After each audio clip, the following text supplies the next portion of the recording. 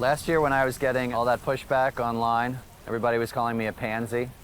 I made sure to plant a lot of pansies up here. And they grew really well.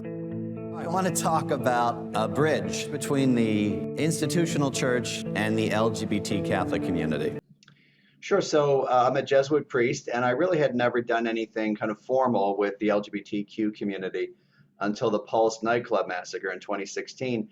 And when I saw how relatively few Catholic bishops and leaders said anything about that and really expressed any sort of sympathy, I thought, boy, this community is largely invisible to the church, even in death.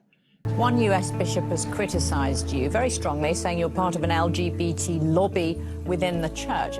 It's amazing the number of people who want to argue with Jesus on Twitter, even if you quote him.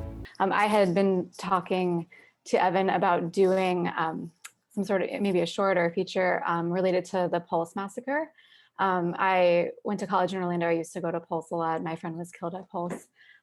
So he said Father Martin had a really powerful response to the massacre about how the Catholic bishops didn't speak out enough. And I thought that when I watched some of his videos, I thought he was really inspiring, and I was open to it. And then I went to a talk, and I was just so impressed by just LGBTQ people being welcomed. And right away, we started seeing, oh gosh, there's a film here, because his talks were getting canceled. People were spamming his social media. He had real people attacking him for what was really a mild message out of his book. And so as we just followed, things developed, and we're getting, more and more interesting.